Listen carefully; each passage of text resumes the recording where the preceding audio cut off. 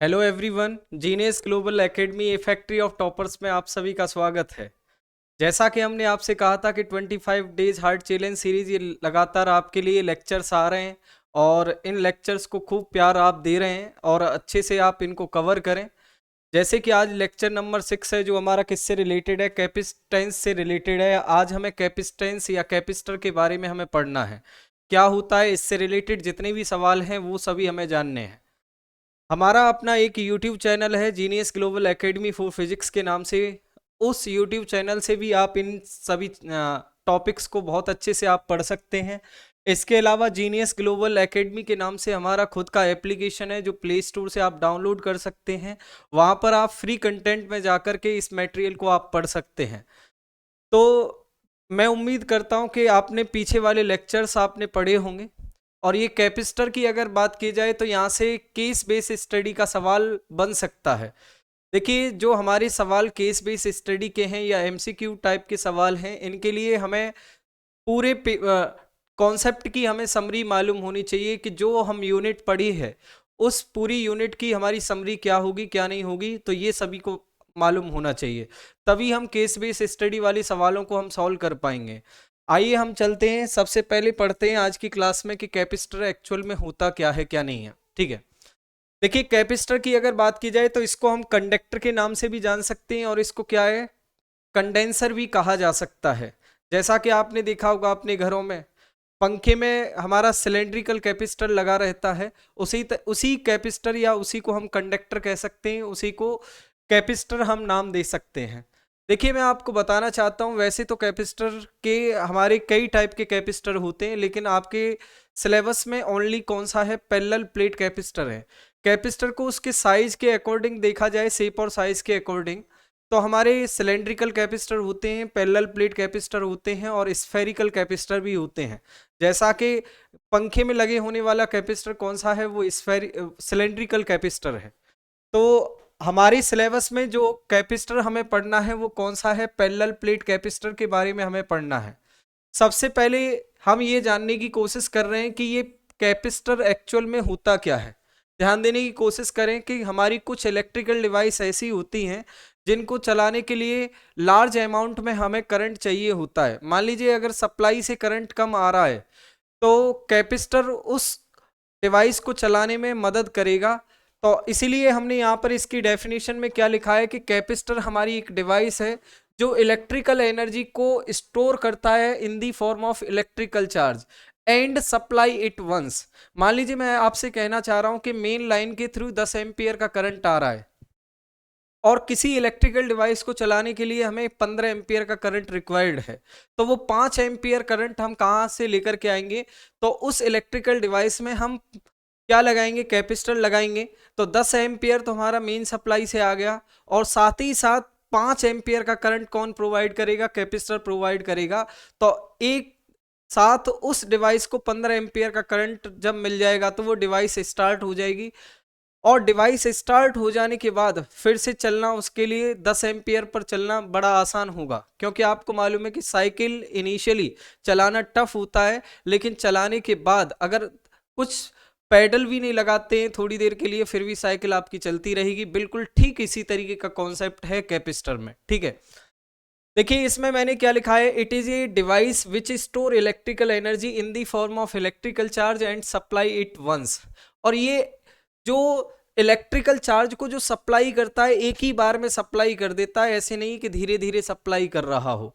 तो आपने इस इलेक्ट्रिकल डिवाइस के इस कैपेसिटर के बारे में जान लिया कि क्या है क्या नहीं है। हमसे कभी कभी ये भी पूछ लिया जाता है कि कैपेसिटर इलेक्ट्रिकल एनर्जी को किसके फॉर्म में स्टोर करता है, तो चार्ज के फॉर्म में स्टोर करता है। तो ये पॉइंट आप सभी को समझ में आया होगा। अब देखिए नेक्स्ट यहां पर मैंने लिखा है ability to hold electrical charge. Electrical charge को होल्ड करना, कहने का मतलब क्या है, किसी कैपेसिटर में कितना चार्ज स्टोर हो सकता है, या ability to hold electrical charge is called capacitance, is called capacitance of capacitor, capacitance of capacitor. तो आपने इसके बारे में जान लिया कि कैपेसिटेंस हमारी क्या है क्या नहीं है। तो कैपेसिटर की क्या है कैपेसिटेंस, सीधी सी बात है कि जो कैपेसिटर ज्यादा चार्ज होल्ड कर पा रहा है तो उसकी कैपेसिटेंस ज्यादा है, और जो कम होल्ड कर पा रहा है तो उसकी कैपेसिटेंस हमारी क्या है, कम है। क्लियर है सभी को। अब देखिए नेक्स्ट यहाँ पर जानने की कोशिश करिएगा, आप ऐसे भी समझ सकते हैं कि हमारे पास कोई दो गिलास हैं, एक 100 ml का है और एक 200 ml का गिलास है, तो सीधी सी बात है कैपेसिटी किसकी ज्यादा है, 200 ml वाले की ज्यादा है। क्लियर है। अब देखिए कैपेसिटेंस का हमारा फॉर्मूला क्या होता है, तो कैपेसिटेंस को मेरे प्यारे बच्चों हम C से रिप्रेजेंट करते हैं। तो C हमारा जो होता है वो कितने के बराबर होता है, Q अपॉन V के बराबर होता है। क्लियर है सभी को। Q चार्ज ऑन कैपेसिटर, और V की अगर बात करें, V एक्चुअल में ये होता है डेल्टा V। इस डेल्टा V को हम क्या कह सकते हैं, पोटेंशियल डिफरेंस एक्रॉस द मैंने आपसे पहले ही सिलेबस में कह दिया है कि हमारे सिलेबस में कौन है, पैरेलल प्लेट कैपेसिटर है। तो इन दोनों प्लेट्स के एक्रॉस जो पोटेंशियल डिफरेंस है, potential difference across the plates of capacitor, हम इसको कह सकते हैं एलोंग प्लेट्स ऑफ कैपेसिटर। तो ये बात आप सभी को समझ में आ गई क्या है क्या नहीं है, कैपेसिटेंस के बारे में आपने जान लिया। अब देखिए दूसरा पॉइंट मैं आपको बताना चाह रहा हूं कि कैपेसिटेंस की हमारी यूनिट क्या है। कैपेसिटेंस की यूनिट की अगर बात करें तो ये चार्ज की कूलाम हो गई, नीचे क्या हो गया, वोल्ट हो गया। तो कूलाम अपॉन वोल्ट की अगर बात करें तो ये होता है हमारा 1 फेराड। क्लियर है सभी को। तो हम कह सकते हैं कि कैपेसिटेंस की जो यूनिट है वो क्या होती है, फेराड होती है।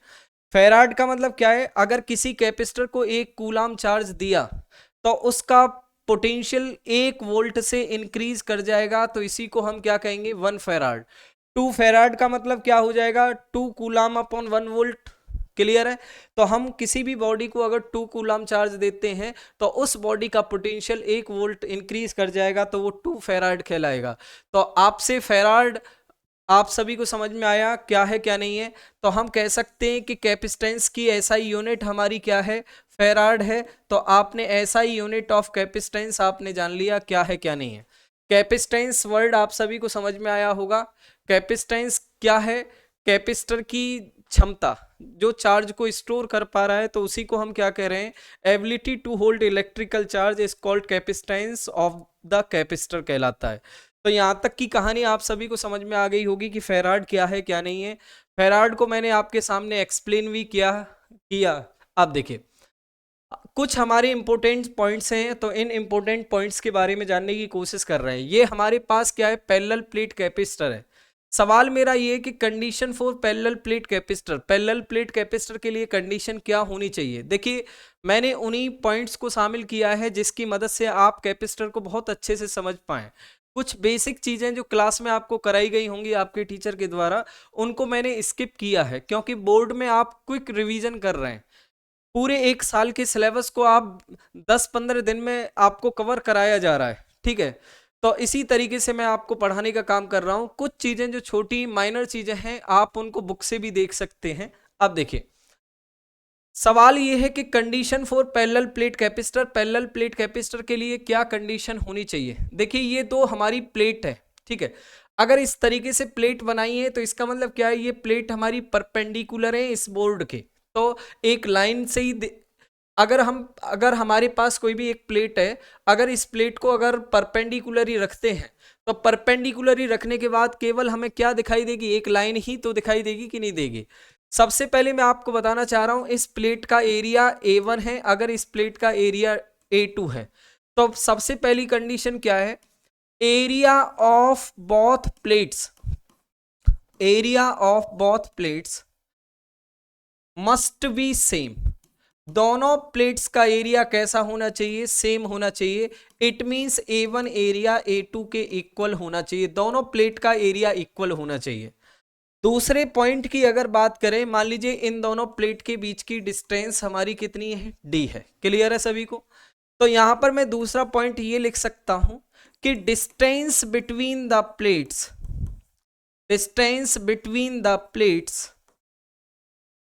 Is very small. दोनों प्लेट्स के बीच की डिस्टेंस वेरी स्मॉल होनी चाहिए in comparison in comparison of area of plates.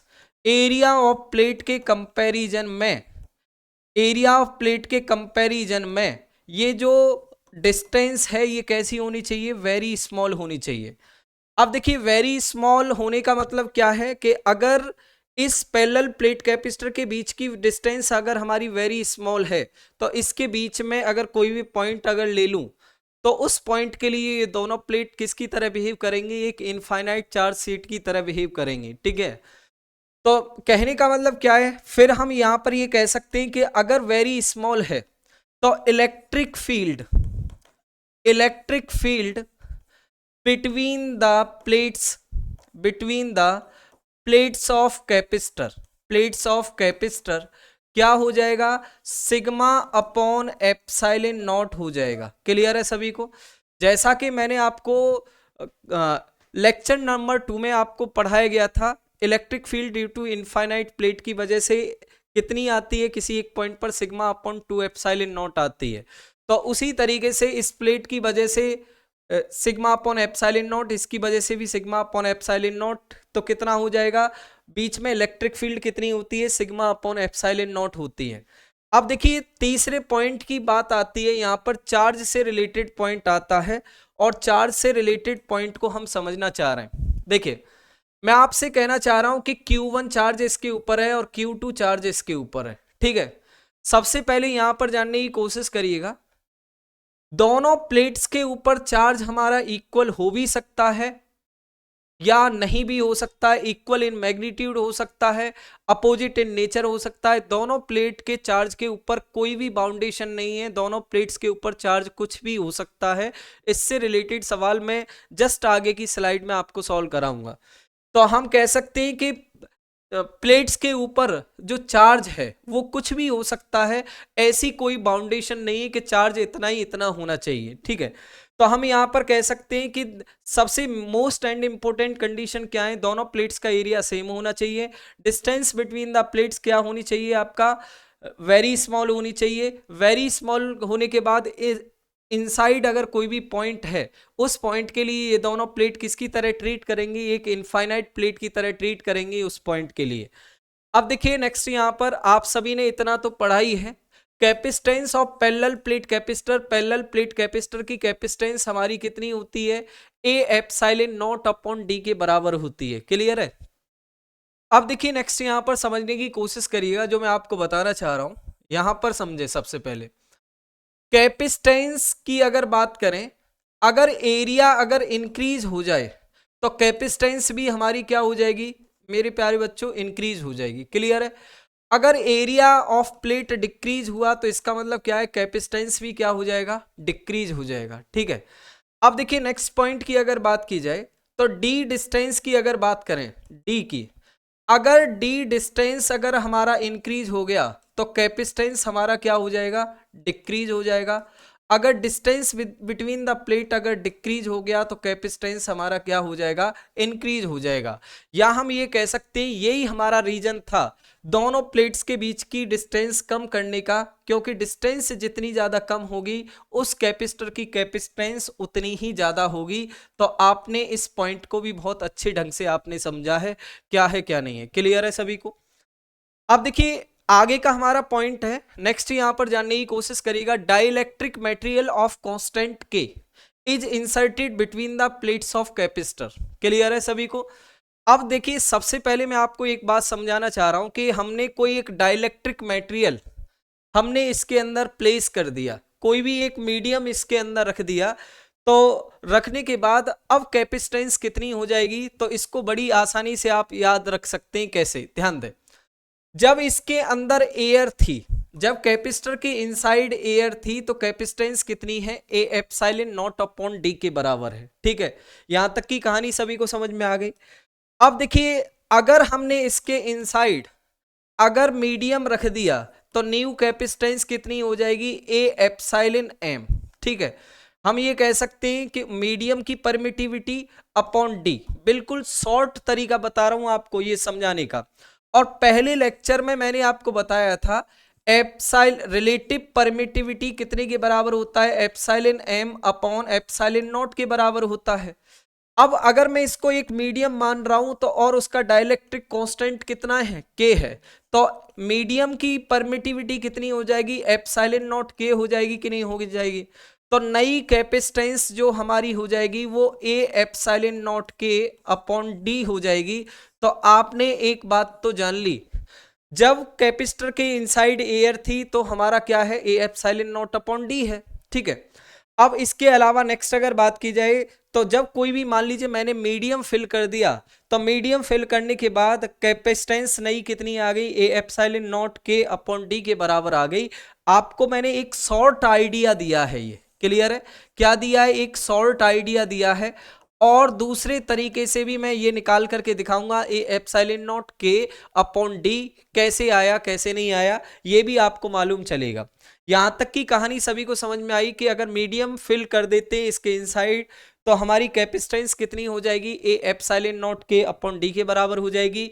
ए आ रहा है तो क्या हो जाएगा, ए epsilon not D, A epsilon naught upon D के बराबर कैपेसिटेंस हमारी हो जाएगी। ये बात आप सभी को समझ में आ गई। ठीक है, अब देखिए सबसे पहला, अब हमारा यहां पर एक सवाल है, हमें यह समझना बड़ा जरूरी है कि डाइलेक्ट्रिक मटेरियल हमारा क्या है। ठीक है, सबसे पहले डाइलेक्ट्रिक मटेरियल के बारे में हमें यहां पर समझना है।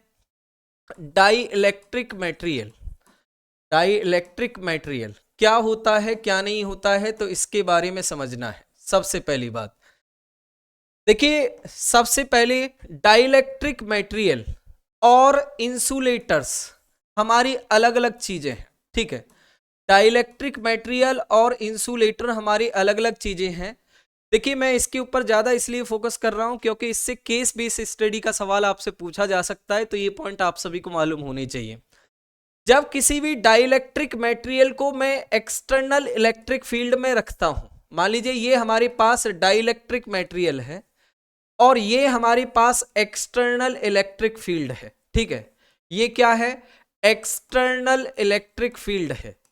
जब हम इसको एक्सटर्नल इलेक्ट्रिक फील्ड में रखते हैं तो डाइलेक्ट्रिक मटेरियल में क्या हो जाता है, पोलराइजेशन ऑफ चार्ज हो जाता है। तो पोलराइजेशन ऑफ चार्ज की अगर बात करें, पॉजिटिव चार्ज इधर रिसाइड कर गया और नेगेटिव चार्ज इधर रिसाइड कर गया। तो आपने पहला पॉइंट आपने जान लिया, when dielectric material is placed in external electric field then polarization of charge, then polarization of charge occur inside dielectric material, inside dielectric material, dielectric material के इनसाइड हमारा क्या हो जाएगा, डाइलेक्ट्रिक मटेरियल, चार्ज का polarization हो जाएगा। Charge का polarisation हुआ तो हम कह सकते हैं कि इसके अंदर इलेक्ट्रिक फील्ड हमारी क्या हो जाएगी, इंड्यूस हो जाएगी पॉजिटिव चार्ज से नेगेटिव चार्ज की ओर। And electric field is induced inside it, इसके अंदर हमारी इलेक्ट्रिक फील्ड क्या हो जाएगी, इंड्यूस हो जाएगी। ये पॉइंट सभी को समझ में आ गया। लेकिन इंसुलेटर की अगर बात की जाए, इंसुलेटर को अगर एक्सटर्नल फील्ड इलेक्ट्रिक फील्ड में रखा जाए तो एक्सटर्नल इलेक्ट्रिक फील्ड में रखने पर चार्ज का पोलराइजेशन नहीं होता है, no polarization of charge, charge का कोई भी पोलराइजेशन नहीं होता है।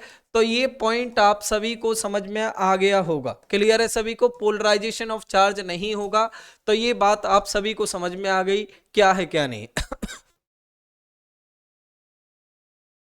अब देखिए इससे आगे का पॉइंट, डाइलेक्ट्रिक मटेरियल हमारा नॉन कंडक्टिव इन नेचर होता है, कहने का मतलब क्या है, it do not pass electricity, और इंसुलेटर भी अपने अंदर से इलेक्ट्रिसिटी को पास नहीं करता है। तो ये बात आप सभी को समझ में आ गई। दूसरे पॉइंट की अगर बात करें तो डाइलेक्ट्रिक मटेरियल अपने अंदर से इलेक्ट्रिसिटी या चार्ज को तो पास नहीं होने देगा, लेकिन ये अपने अंदर से इलेक्ट्रिक फील्ड लाइंस को पास होने देता है।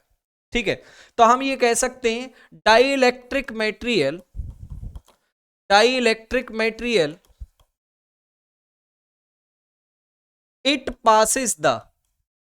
it passes electric field lines through it, अपने अंदर से इलेक्ट्रिक फील्ड लाइंस को पास होने देता है एंड डिक्रीज बाई के टाइम्स। कहने का मतलब क्या है, के टाइम्स डिक्रीज कर देगा। कैसे, यहां पर समझने की कोशिश करिएगा।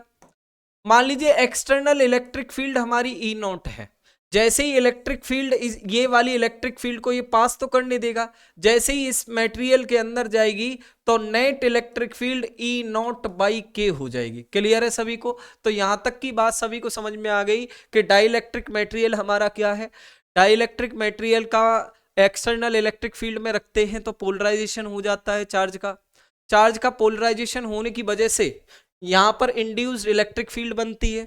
बाहर आने वाली इलेक्ट्रिक फील्ड को ये घटा देता है। कितना घटा देता है? अगर बाहर इलेक्ट्रिक फील्ड लाइंस की इंटेंसिटी ई नॉट है तो अंदर आने पर वो कितनी हो जाएगी, ई नॉट बाई के हो जाएगी। तो ये पॉइंट आप सभी को समझ में आया।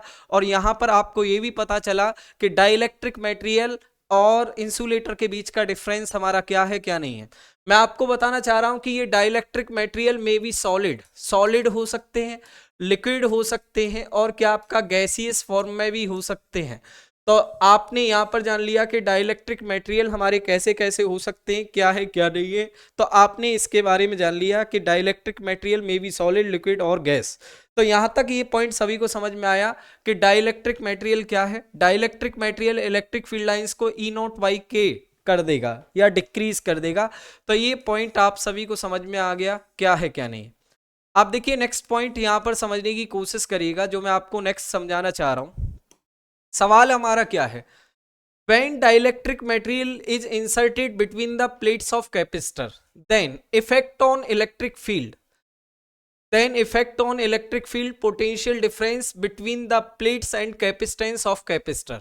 ठीक है, सवाल हमारा ये कि सबसे पहले मैं इनिशियली मानता हूं when air is present between the plates of capacitor capacitor की प्लेट्स के बीच में जब हमारी एयर है। क्लियर है? तो एयर है, मान लीजिए मैं इस प्लेट के ऊपर प्लस का क्यू चार्ज, इसके ऊपर माइनस का क्यू चार्ज मान लेता हूं। ठीक है, चार्ज कुछ भी हो सकता है, मैंने पहले ही बता दिया है कि चार्ज हम कुछ भी ले सकते हैं। पॉजिटिव चार्ज से नेगेटिव चार्ज की ओर हमारी क्या हो गई, ये इलेक्ट्रिक फील्ड लाइंस हो गई। ठीक है, एयर वाली इलेक्ट्रिक फील्ड लाइंस को हमने क्या कह दिया, ई नॉट कह दिया। क्लियर है? तो इलेक्ट्रिक फील्ड कितनी है हमारी यहां पर अब, ई नॉट। क्लियर है? ई नॉट हमारी क्या हो गई, इलेक्ट्रिक फील्ड। अब देखिए कैपेसिटेंस की अगर हम बात करें तो कैपेसिटेंस कितनी हो जाएगी, A epsilon naught upon D हो जाएगी। तो ये बात आप सभी को समझ में आ गई। और कैसे भी निकाल सकते हैं इस कैपेसिटेंस को, ध्यान दें। सबसे पहली बात, कैपेसिटेंस का एक्चुअल फॉर्मूला है Q अपॉन डेल्टा V। ठीक है, और आप सभी को मैंने बताया था कि पोटेंशियल डिफरेंस कितने के बराबर होता है, इलेक्ट्रिक फील्ड इनटू डिस्टेंस के बराबर होता है। क्लियर है? ये पीछे वाली लेक्चर में आपको इलेक्ट्रोस्टैटिक पोटेंशियल में आपको समझाया गया है कि पोटेंशियल डिफरेंस कितने के बराबर होता है, इलेक्ट्रिक फील्ड इनटू डिस्टेंस। और आप सभी को यह भी मालूम है कि electric field between the plates कितनी होती है, सिग्मा अपॉन एप्सिलॉन नॉट। ये भी सवाल कराया जा चुका है। इनटू डी, तो पोटेंशियल डिफरेंस हो गया sigma D upon epsilon not हो गया। सिग्मा को मैं क्या लिख सकता हूं, क्यू चार्ज, और एरिया में फैला हुआ है, सिग्मा हो सकता है क्या, चार्ज अपॉन एरिया। ये एप्सिलॉन नॉट इनटू डी कर दूंगा यहां पर। अब देखिए कैपेसिटेंस मेरे को निकालनी है, तो कैपेसिटेंस बराबर Q तो है ही है, डेल्टा V की वैल्यू हमारी क्या आई, Q D upon A epsilon naught आई। Q से Q कैंसिल, तो कैपेसिटेंस हमारी कितनी हो गई, A epsilon naught upon D हो गई। तो ये बात आप सभी को समझ में आ गई होगी कि कैपेसिटेंस हमारी क्या है क्या नहीं है। और दूसरा पॉइंट आप सभी को यह भी समझ में आ गया है कि potential difference between the plates कितना होगा जब एयर है इसके इनसाइड। तो एयर है तो कितना होगा, Q D upon A epsilon not. अब देखिए कैपेसिटेंस ऑफ द कैपेसिटर भी आपने जान लिया क्या है क्या नहीं है। अब आगे का सवाल हमारा क्या है, आगे का सवाल ये है कि व्हेन मटेरियल, या हम कह सकते हैं डाइलेक्ट्रिक मटेरियल, और डाइलेक्ट्रिक मटेरियल का अपना एक कांस्टेंट होता है जिसको हम क्या कहते हैं, डाई इलेक्ट्रिक कांस्टेंट कहते हैं। डाई इलेक्ट्रिक कांस्टेंट कितना हो गया, K। क्लियर है सभी को? डाइलेक्ट्रिक कांस्टेंट कितना है के। हमने इसके इनसाइड कोई भी, इस कैपेसिटर के इनसाइड, ध्यान दें, इस कैपेसिटर के इनसाइड हमने कोई एक डाइलेक्ट्रिक मटेरियल फिल कर दिया और इस डाइलेक्ट्रिक मटेरियल का कैपेसिटेंस, डाइलेक्ट्रिक मटेरियल का डाइलेक्ट्रिक कांस्टेंट हमारा कितना है के। क्लियर है सभी को? ये पॉइंट ए, ये पॉइंट हमारा बी, इस प्लेट के ऊपर प्लस का क्यू चार्ज है, माइनस का क्यू चार्ज है। इतना तो आपने जान ही लिया कि ये चार्ज को तो ट्रांसफर नहीं होने देगा, कौन? डाइलेक्ट्रिक मटेरियल, लेकिन ये इलेक्ट्रिक फील्ड लाइंस को अपने अंदर से पास होने देता है। अभी थोड़ी देर पहले ही डिफरेंस बताया है, जब एयर थी तो इलेक्ट्रिक फील्ड कितनी थी? ई नॉट। डाइलेक्ट्रिक मटेरियल आने के बाद अब इलेक्ट्रिक फील्ड कितनी हो जाएगी? इलेक्ट्रिक फील्ड कितनी हो जाएगी? ई नॉट अपॉन के। क्लियर है सभी को? कितनी हो जाएगी? ई नॉट अपॉन के हो जाएगी। Electric field in air E not थी अपॉन के, तो हम कह सकते हैं कि इलेक्ट्रिक फील्ड बिकम 1 अपॉन के टाइम्स, पहले के कंपैरिजन में कितनी हो गई? 1 अपॉन के टाइम्स हो गई। ये पहला पॉइंट सभी को समझ में आया होगा। क्लियर है? अब देखिए दूसरा पॉइंट यहां पर जानने की कोशिश करिएगा। पोटेंशियल डिफरेंस आप सभी को मालूम है डेल्टा वी होता है इलेक्ट्रिक फील्ड इनटू डिस्टेंस के बराबर होता है। डाइलेक्ट्रिक मटेरियल आने के बाद पोटेंशियल डिफरेंस के ऊपर बिटवीन द प्लेट्स के ऊपर क्या फर्क पड़ा होगा? तो डेल्टा वी बराबर, अब इलेक्ट्रिक फील्ड कितनी हो गई? ई नॉट अपॉन के। डिस्टेंस बिटवीन द प्लेट्स तो हमारी डी है ही है, ठीक है। आप सभी यहां पर देखिए, यहां पर जानने की कोशिश करिएगा। पहले E naught into D, E naught into D, E naught into D, ये पोटेंशियल डिफरेंस कब था? जब एयर में था। इसको अगर मैं क्या मान सकता हूं? वी नॉट मान सकता हूं। तो अगर ई नॉट इंटू डी को अगर मैंने वी नॉट मान लिया तो वी नॉट अपॉन के हो गया कि नहीं हो गया? तो इसका मतलब क्या है? पोटेंशियल डिफरेंस बिकम 1 अपॉन के times, potential difference become 1 upon के टाइम्स। पोटेंशियल डिफरेंस भी क्या कितना हो जाएगा? 1 अपॉन के टाइम्स हो जाएगा। चलिए अब हम कैपेसिटेंस की बात करते हैं। तीसरा, कैपेसिटेंस का formula Q upon delta we है। चार्ज ऑन कैपेसिटर हमने क्या लिया? Q। क्लियर है? डेल्टा वी कितना हो गया है? अब डेल्टा वी की अगर बात करें, पोटेंशियल डिफरेंस कितना हो गया? वी नॉट अपॉन के बराबर हो गया, ठीक है। वी नॉट अपॉन के को हम क्या लिख सकते हैं? Q के अपॉन वी नॉट लिख सकते हैं। अब देखिए Q अपॉन वी नॉट, ये एयर में जो कैपेसिटेंस था वो था, तो इसको मैं सी नॉट के लिख सकता हूं। सी नॉट की वैल्यू कितनी है? ए epsilon naught upon D into के। तो हम कह सकते हैं कैपेसिटेंस बिकम के टाइम्स, कैपेसिटेंस बिकम के टाइम्स। तो यहां तक की कहानी आप सभी को समझ में आ गई, क्या है क्या नहीं। फिर से जानने की कोशिश करें। अगर हम डाइलेक्ट्रिक मटेरियल को फिल करते हैं तो इलेक्ट्रिक फील्ड हमारी क्या हो जाएगी? डिक्रीज हो जाएगी, पहले वाले का 1 अपॉन के टाइम्स। पोटेंशियल डिफरेंस भी हमारा क्या हो जाएगा? 1 अपॉन के टाइम्स हो जाएगा पहले का।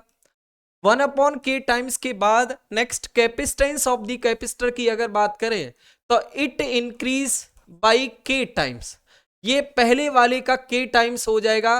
तो नई कैपेसिटेंस कितनी आई यहां पर? ए एप्सिलॉन नॉट के अपॉन डी। यही मैंने आपको शॉर्ट मेथड से भी आपको समझा दिया था इलेक्ट्रोस्टैटिक की जुगाड़ से। क्लियर है सभी को? तो यहां तक की कहानी आप सभी को समझ में आई, क्या है क्या नहीं है।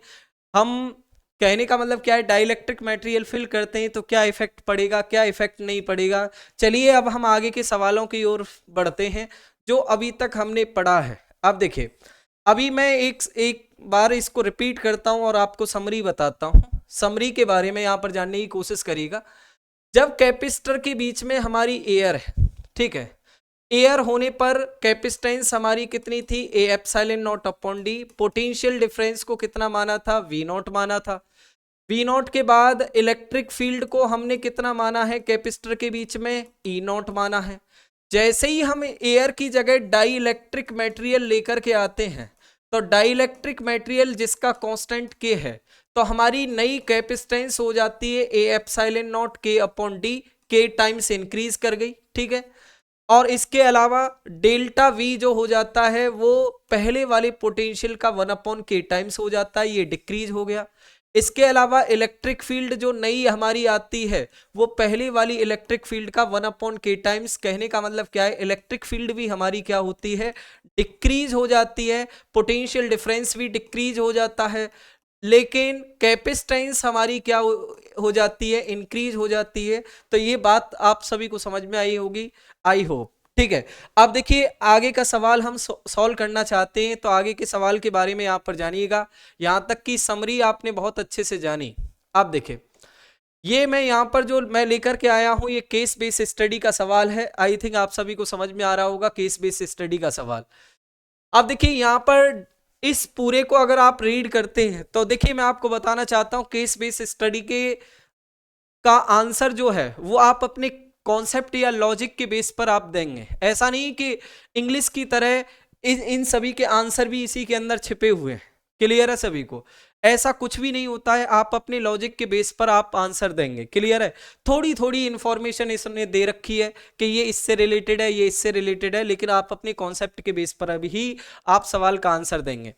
देखिए सबसे पहला सवाल इसने यहां पर दे रखा है, मैं इसको सीधे सीधे सॉल्व करवाता हूं। सवाल क्या दे रखा है, which of the following is a polar molecule.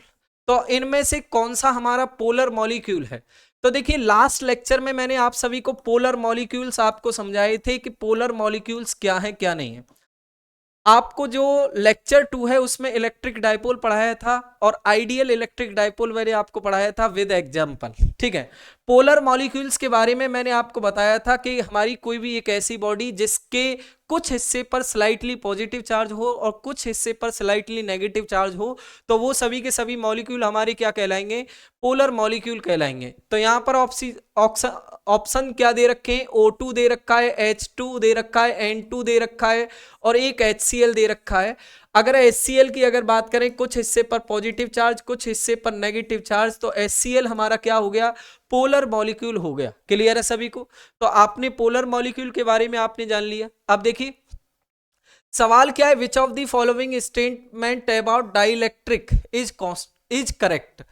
तो डाइलेक्ट्रिक मटेरियल के बारे में मैंने आप सभी को बताया है कि डाइलेक्ट्रिक मटेरियल हमारे क्या हैं क्या नहीं है, डाइलेक्ट्रिक कैसे हैं कैसे नहीं है, तो इन सभी के बारे में आपको बता दिया है। अब देखिए सबसे पहले 4 ऑप्शन आपको दे रखे हैं, ए दे रखा है, इसके अलावा बी ऑप्शन ये रहा आपका, सी ऑप्शन ये रहा और डी ऑप्शन ये रहा, ठीक है। तो इन चारों ऑप्शन में से हमें ये बताना है कि कौन सा ऑप्शन आपका करेक्ट है। सबसे पहले मैं आपको बताना चाह रहा हूं सी ऑप्शन की तरफ हम जाते हैं, डाइलेक्ट्रिक कंटेन्स फ्री चार्जेस। तो मैं आपको बताना चाहता हूं कि डाइलेक्ट्रिक मटेरियल या इंसुलेटर की अगर बात करें तो इनके पास फ्री चार्जेस नहीं होते हैं। तो ये बात क्या है, सी ऑप्शन हमारा क्या हो गया, गलत कर दिया हमने, ठीक है। तो सी ऑप्शन हमने गलत कर दिया। अब देखिए नेक्स्ट पॉइंट की अगर बात की जाए तो आगे का सवाल हमारा क्या है, ए पोलर डाइलेक्ट्रिक। पोलर के बारे में तो आपको बता ही दिया गया है कि पोलर मॉलिक्यूल्स क्या है, has a net dipole moment in absence of an external electric field. कहने का मतलब क्या है, पोलर मॉलिक्यूल्स की अगर बात करें, मान लीजिए ये हमारे पास कोई एक क्रिस्टल है, ठीक है, कोई भी एक क्रिस्टल है, इसके पास क्या आपका कहीं पर पॉजिटिव है कहीं पर नेगेटिव चार्ज है, तो नेगेटिव से पॉजिटिव की तरफ क्या होंगे, डाइपोल मूवमेंट होंगे कि नहीं होंगे। और इन डाइपोल मूवमेंट की अगर बात की जाए तो इन सभी की रैंडम डायरेक्शन है। रैंडम डायरेक्शन होने की वजह से एक डाइपोल मूवमेंट दूसरे डाइपोल को क्या कर देता है, कैंसिल आउट कर देता है। इसी वजह से नेट डाइपोल मूवमेंट कितना हो जाता है, 0 होता है। अगर यहां पर कहने का मतलब क्या है, यहां पर अब कोई भी बाहर से कोई भी इलेक्ट्रिक फील्ड नहीं है, जब हम बाहर से कोई इलेक्ट्रिक फील्ड यहां पर लगा देते हैं, बाहर से आने वाली इलेक्ट्रिक फील्ड की वजह से कुछ डाइपोल इलेक्ट्रिक फील्ड की डायरेक्शन में अलाइन कर जाते हैं। तो हम कह सकते हैं कि पोलर मॉलिक्यूल्स में या पोलर क्रिस्टल है हमारे पास, उसका नेट डाइपोल मूवमेंट कितना होता है, 0 होता है बिना एक्सटर्नल फील्ड के, ठीक है। तो इसी वजह से हमारा पहला ऑप्शन भी क्या हो जाता है, गलत हो जाता है।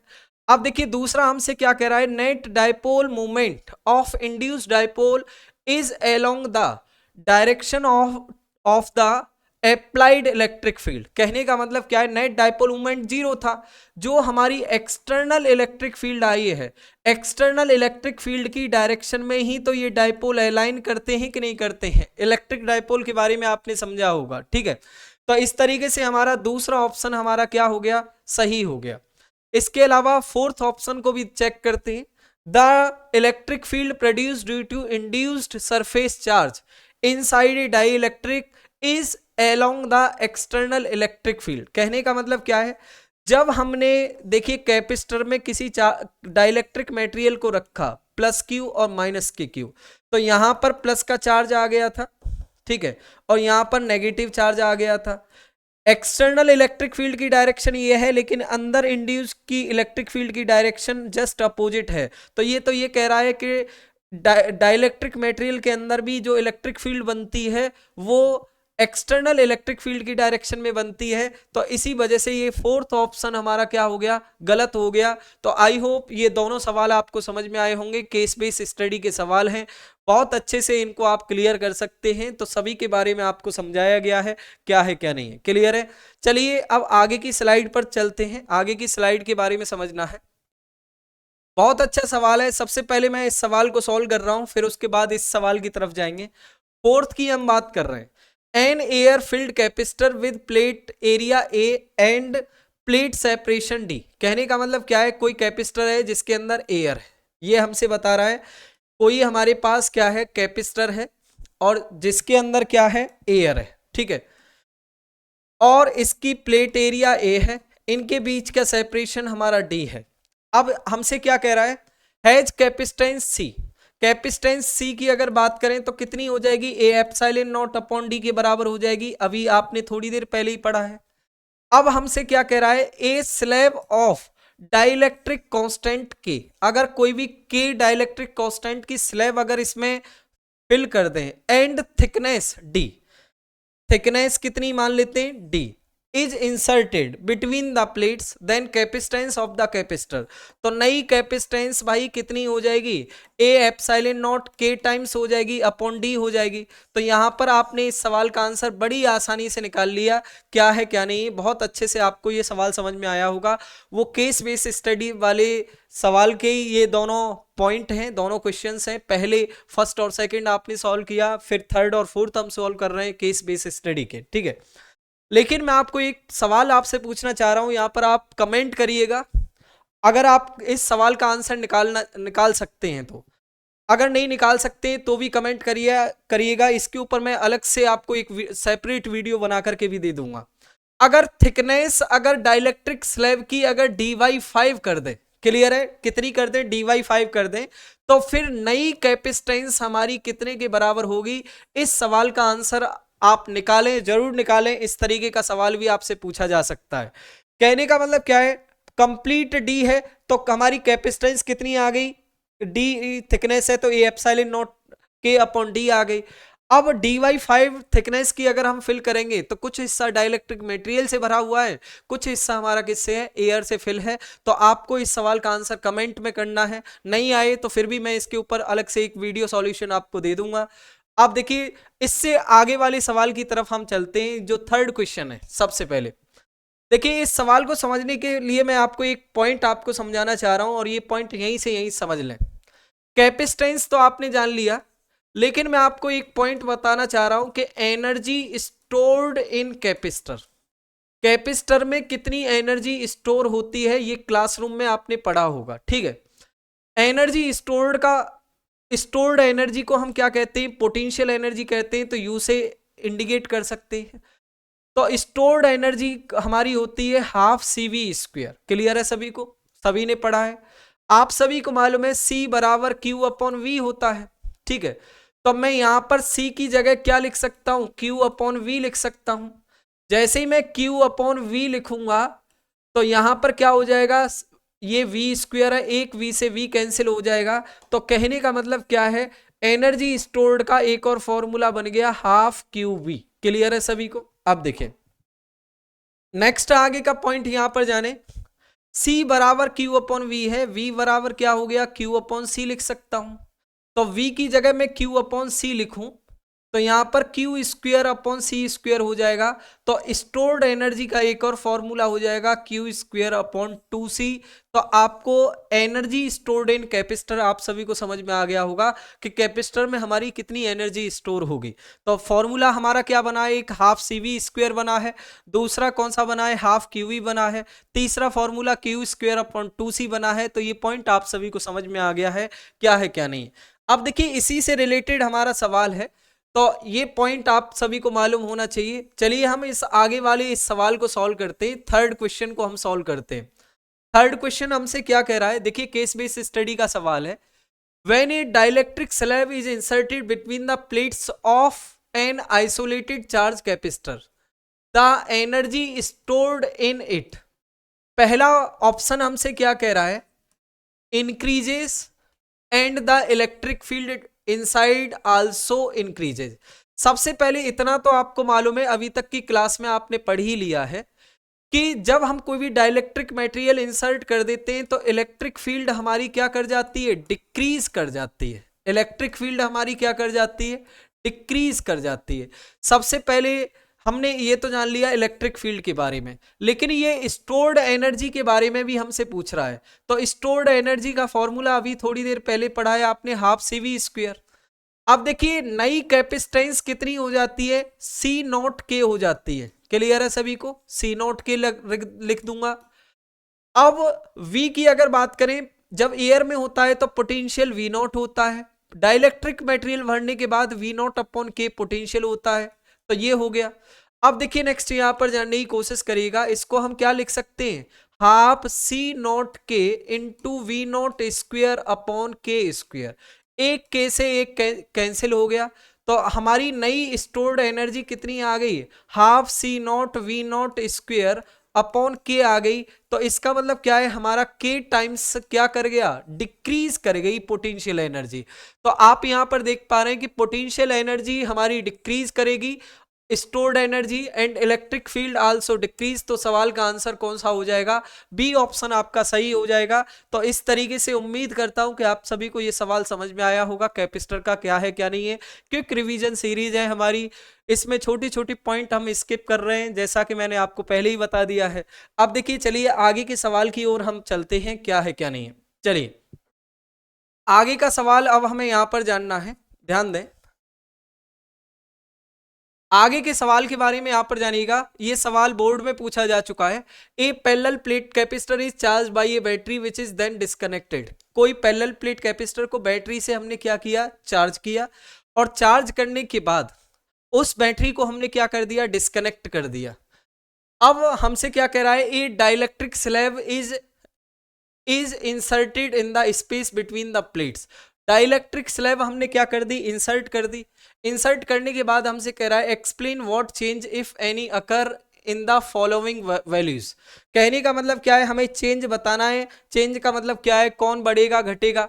तो आपको मालूम है डाइलेक्ट्रिक स्लैब फिल करने के बाद कैपेसिटेंस हमारी क्या कर जाएगी मेरे भाइयों, इंक्रीज कर जाएगी। Potential difference between the plates हमारा क्या कर जाएगा, डिक्रीज कर जाएगा। Electric field between the plates हमारी क्या कर जाएगी, डिक्रीज कर जाएगी। Energy stored in the capacitor, अभी थोड़ी देर पहले ही सवाल आपने सॉल्व किया है, तो ये भी क्या कर जाएगी, डिक्रीज कर जाएगी। ये आपने अभी निकाला है। क्लियर है सभी को। अब देखिए नेक्स्ट यहां पर जानने की कोशिश करिएगा, आगे का सवाल हम सॉल्व करना चाह रहे हैं, क्या है क्या नहीं है, सवाल के बारे में आपको समझना है। अब देखिए अभी यहां तक आपने कॉन्सेप्ट आपने समझा कि पैरेलल प्लेट कैपेसिटर से related energy stored in parallel plate capacitor किस किस तरीके से सवाल पूछे जा सकते हैं। तो सभी तरीके के लगभग सवाल आप सॉल्व कर चुके हैं, ठीक है। अब देखिए नेक्स्ट हमारा सवाल क्या है, capacitor in series and parallel. हमारे पास कैपेसिटर हैं C1 C2 और C3। ये कैपेसिटर हमारे किस में लगे हुए हैं, सीरीज में लगे हुए हैं। और इसके अलावा ये C1 C2 C3 कैपेसिटर हमारे किस में कनेक्टेड है, पैरेलल में कनेक्टेड है। तो सीरीज और पैरेलल से रिलेटेड कहानी समझनी है, इससे रिलेटेड हमारा सवाल पूछा जा सकता है। मैं बताऊंगा कि किस तरीके का सवाल पूछा जा सकता है, ध्यान दें। सबसे पहले मैं आपको एक चीज बताना चाह रहा हूं, यहां पर एक बात जानने की कोशिश करें। मैंने इस कैपेसिटर के साथ इन सभी के साथ एक बैटरी कनेक्ट करी, 20 वोल्ट की हमारी कोई भी बैटरी है।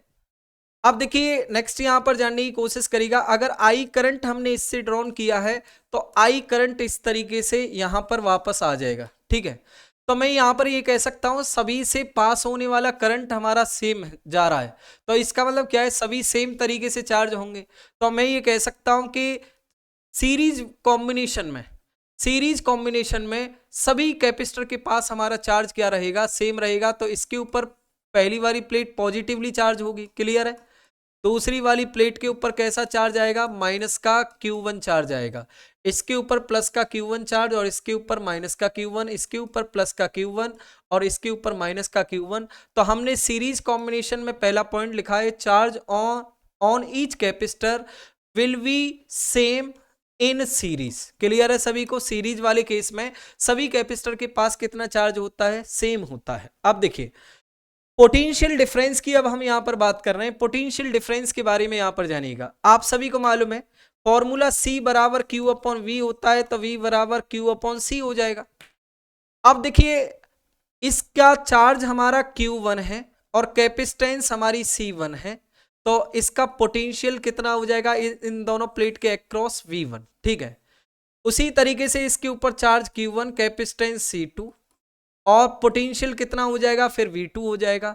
V3 पोटेंशियल कितने के बराबर हो जाएगा, Q1 अपॉन C3। देखिए कैपेसिटेंस सभी अलग हैं, तो V1, V2, V3 पोटेंशियल तीनों कैपेसिटर के अक्रॉस क्या होंगे, अलग अलग होंगे। तो potential difference across each capacitor will be different in case of series.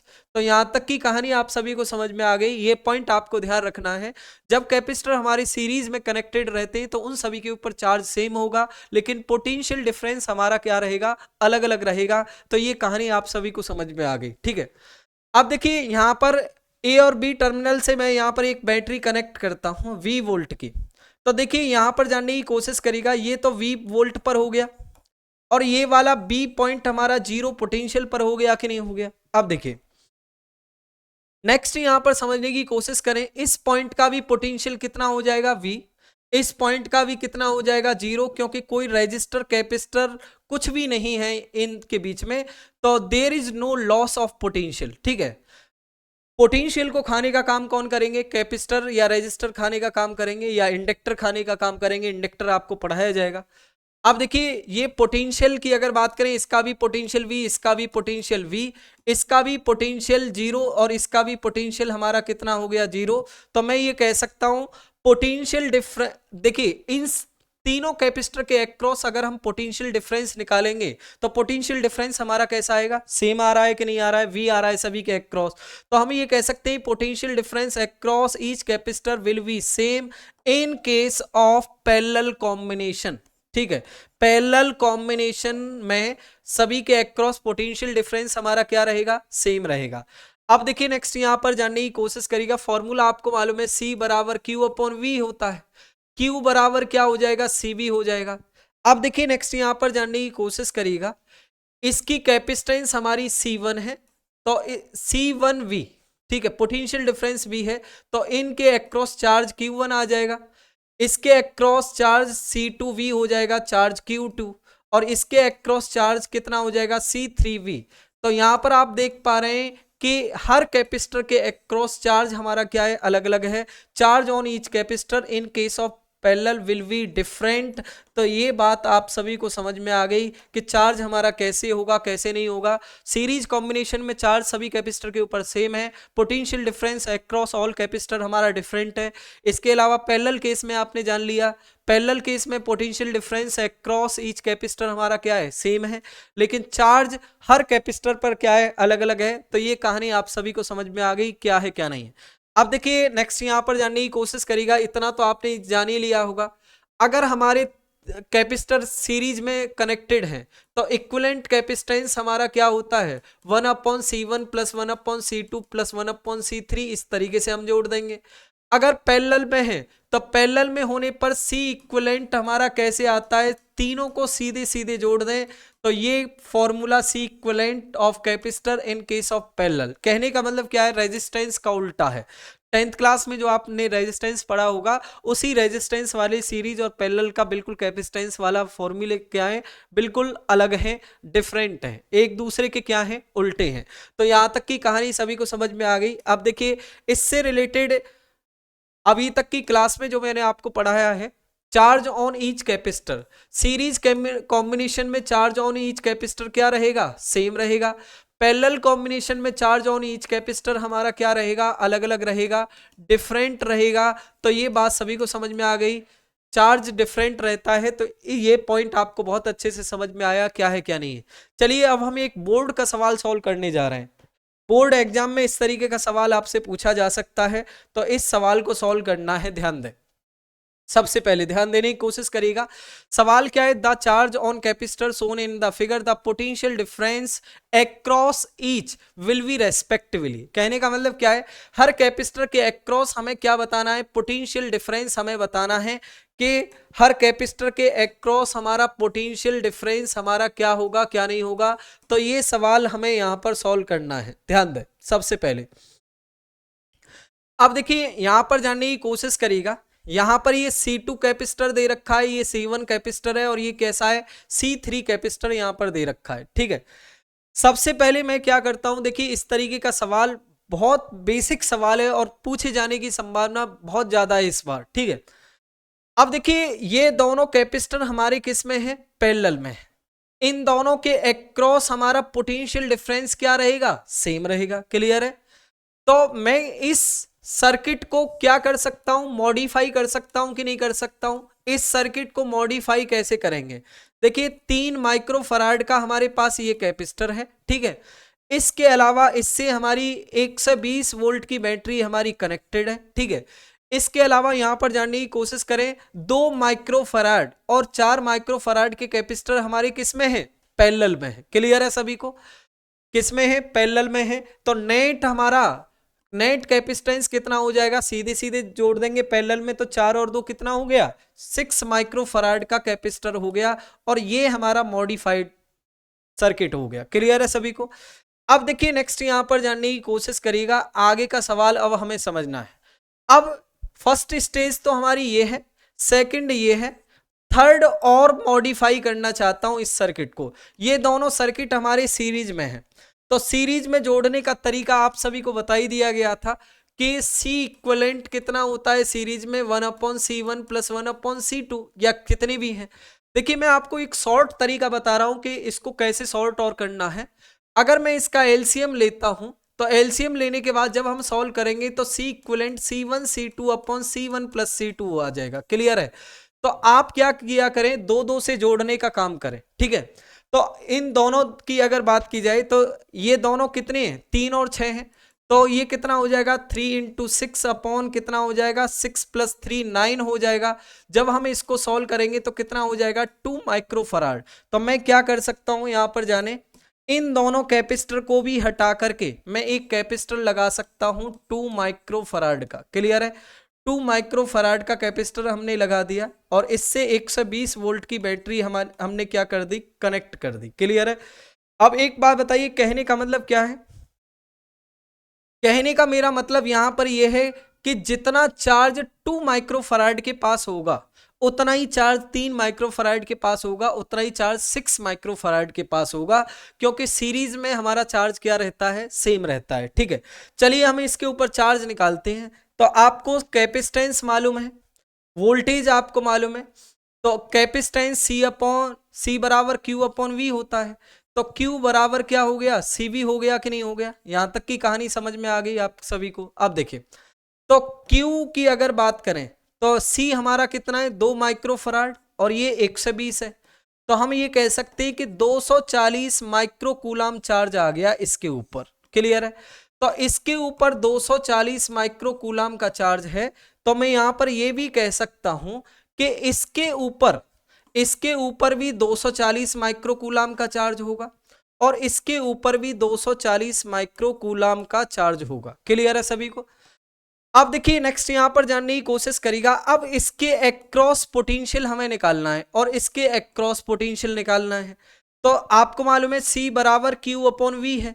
ठीक है, पोटेंशियल बराबर कितना हो जाएगा, Q अपॉन सी हो जाएगा कि नहीं हो जाएगा। Q की वैल्यू कितनी है, ध्यान दें ध्यान दें, C बराबर Q अपॉन वी है, तो हमें क्या निकालना है, पोटेंशियल। तो पोटेंशियल कितना हो जाएगा, Q अपॉन सी के बराबर हो जाएगा, ठीक है। Q चार्ज कितना है, 240, ठीक है। 240 माइक्रो कूलाम अपॉन 3 करूंगा तो ये कितना हो गया, इसके अक्रॉस 80 वोल्ट आ गया, ठीक है।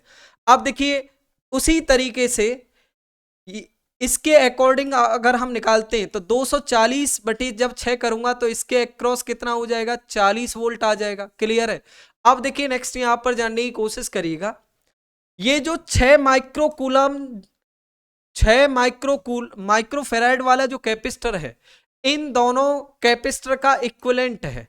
अगर इसके अक्रॉस 40 वोल्ट का पोटेंशियल है, ठीक है, तो इसका मतलब इन दोनों के अक्रॉस भी पोटेंशियल कितने वोल्ट का होगा, 40 वोल्ट। 40 वोल्ट क्योंकि पैरेलल में पोटेंशियल क्या रहते हैं, सेम, और इसके अक्रॉस पोटेंशियल कितना होगा, 80 वोल्ट होगा। तो आपने इस सवाल को बहुत अच्छे से सॉल्व किया कि चार्ज भी आपने निकाल लिया, चार्ज क्या है क्या नहीं है, और इसके अलावा आपने हर किसी के अक्रॉस पोटेंशियल भी आपने निकाल दिया है, क्या है क्या नहीं है। तो मैं उम्मीद करता हूं कि ये सवाल बहुत अच्छे से आपको समझ में आया होगा, क्या है क्या नहीं है, ठीक है। चलिए अब आगे की स्लाइड पर हम चलते हैं। आगे का सवाल अब हम यहां पर सॉल्व करना चाह रहे हैं। अब देखिए सवाल बहुत अच्छा है, बहुत इंपॉर्टेंट सवाल है। Two identical metal plates are given positive charge Q1 and Q2। कहने का मतलब Q1 और Q2 हमारे दो प्लेट्स के ऊपर पॉजिटिव चार्ज हैं। तो मैंने यहां पर दो प्लेट बना दी, एक प्लेट ये, एक प्लेट ये, Q1 और दूसरे के ऊपर Q2। लेकिन ये कह रहा है कि Q1 चार्ज हमारा ग्रेटर है किससे, Q2 से, ये इंफॉर्मेशन दे रखी है। क्लियर है। If they are now brought close together, कहने का मतलब क्या है, इन दोनों प्लेट्स को क्या आपका वेरी क्लोज लाया गया। वेरी क्लोज का मतलब इन दोनों के बीच की डिस्टेंस हमने क्या कर दी, वेरी स्मॉल कर दी। वेरी स्मॉल करने के बाद ये कह रहा है कि to form a parallel plate capacitor. जैसा कि मैंने आपको पहले ही बताया था, पैरेलल प्लेट कैपेसिटर की कंडीशन क्या है कि distance between the plates should be very small in comparison of area. ये पॉइंट मैंने आपको लिखाया था, और देखिए उसी के ऊपर बेस्ड सवाल है। बिल्कुल कॉन्सेप्ट करिए तभी सवाल को लेकर के क्लैरिटी आपके दिमाग में आएगी, ये बात आप ध्यान रखें, ठीक है। अब देखिए to form a parallel plate capacitor with capacitance C, ठीक है। इसके ऊपर Q1 चार्ज और इसके ऊपर क्या है, Q2 चार्ज हो गया।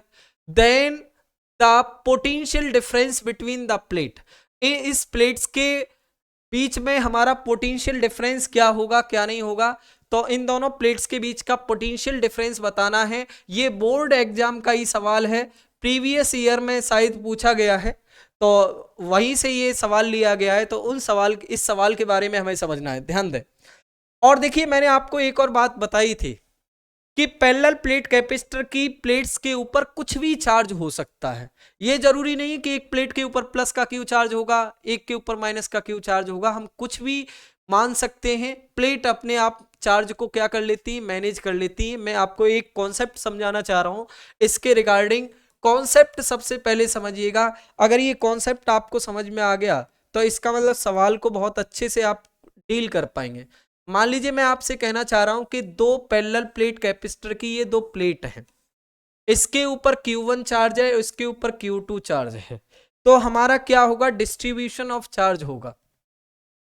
ये हमारी प्लेट की आउटर सरफेस है, ये वाला हमारा प्लेट का कौन सा है, आउटर सरफेस है, और ये अंदर वाला इनर सरफेस है, और ये हमारा कौन सा है, आउटर सरफेस है। तो ये पॉइंट सभी को समझ में आ गया, ठीक है। आउटर सरफेस पर जो चार्ज होता है वो इन दोनों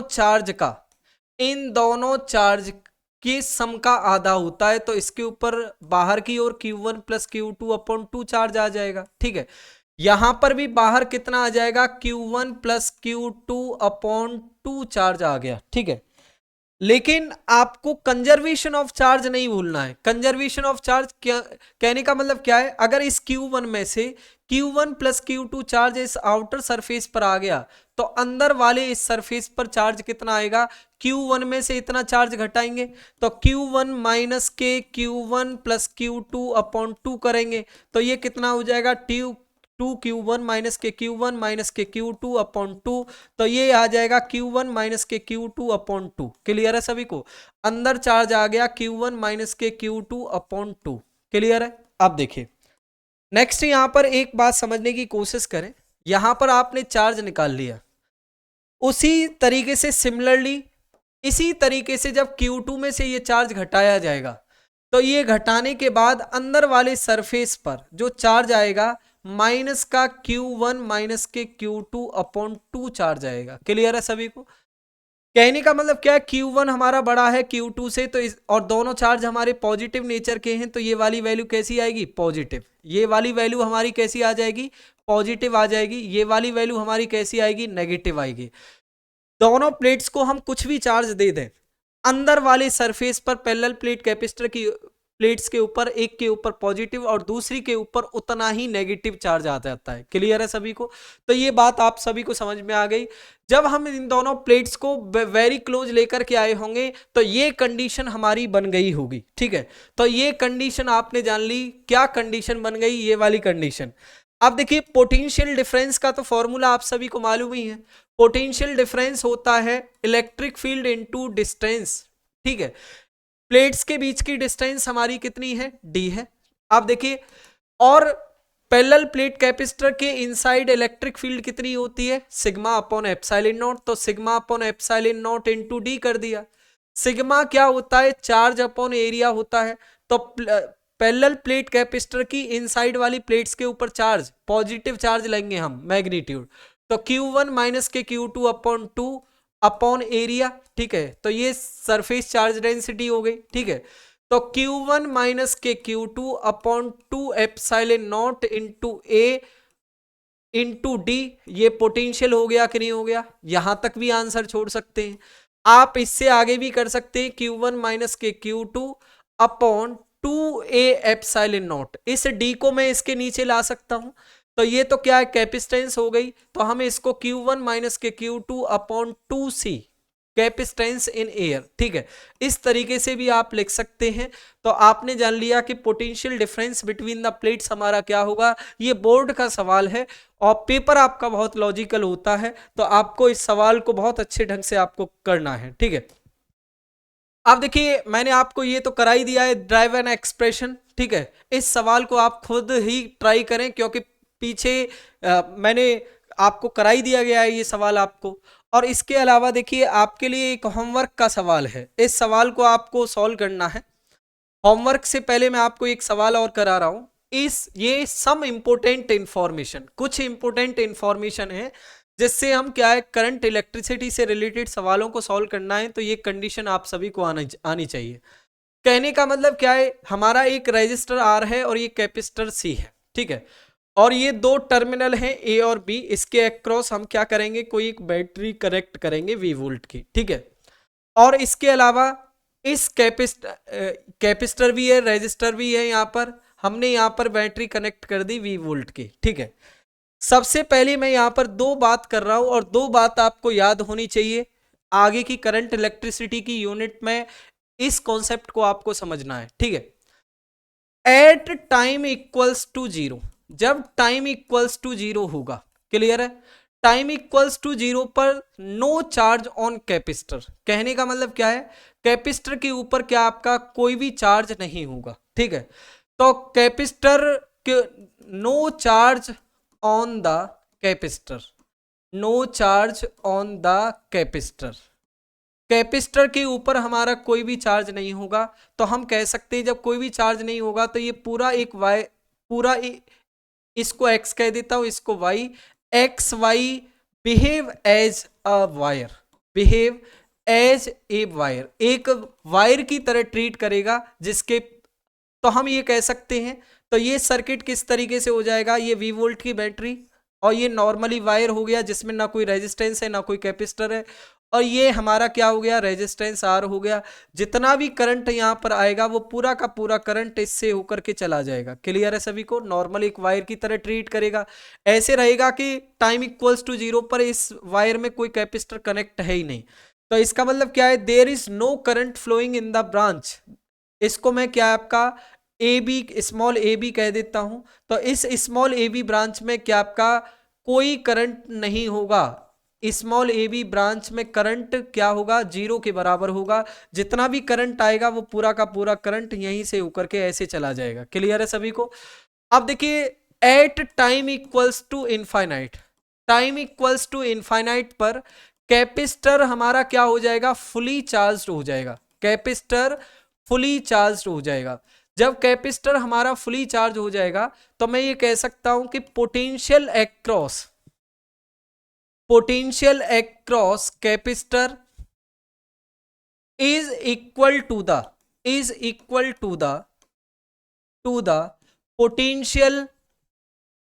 पोटेंशियल अक्रॉस बैटरी। दोनों के अक्रॉस जब पोटेंशियल डिफरेंस, कहने पोटेंशियल अक्रॉस का मतलब पोटेंशियल डिफरेंस, ठीक है। Potential difference across capacitor is equal to the potential difference across battery, same हो जाएगा। अब देखिए, इन दोनों पॉइंट के पोटेंशियल अगर बैटरी के बराबर हो गए तो इस वाली ब्रांच में कोई करंट फ्लो नहीं करेगा। तो ये किसकी तरह बिहेव करेगा, शॉर्ट सर्किट कैपेसिटेंस। इसका मतलब क्या है, इस सर्किट को मैं कैसे बना सकता हूं, इस पूरे सर्किट में से कैपेसिटर को हटा दूंगा तो मेरा सर्किट किस तरीके से हो जाएगा, ये बैटरी ए V वोल्ट की, ये पॉइंट हमारा A, ये पॉइंट हमारा B हो गया, और इससे क्या आपका एक रेजिस्टेंस हमारा कनेक्टेड है, तो हमारा सर्किट ये बन जाएगा। क्लियर है? और इसी स्टेट को जब कैपेसिटर फुली चार्ज हो जाता है तो इसको हम कहते हैं स्टेडी स्टेट। क्लियर है सभी को? स्टेडी स्टेट अगर कहीं पर भी वर्ड लिखा हुआ आता है तो इसका मतलब क्या है, कैपेसिटर को आपको सर्किट पे से पूरी तरीके से रिमूव कर देना है, वहां से हटा ही देना है। तो ये दोनों कंडीशन आप सभी को समझ में आई होंगे। अब देखिए, आगे का एक सवाल मैं आप सभी को दे रहा हूं और इस सवाल का आंसर आप कमेंट करें, और इस सवाल के पूछे जाने की भी संभावना बहुत ज्यादा है। अगर आपको ये सवाल समझ में नहीं आता है तो इसका अलग से मैं वीडियो सॉल्यूशन आपको दूंगा, अगर आप कमेंट करते हैं तो। मैं एक होमवर्क के तरीके से आपको सवाल दे रहा हूं, एनसीईआरटी का हमारा एग्जाम्पल है, और एग्जाम्पल कितना है, 2.9।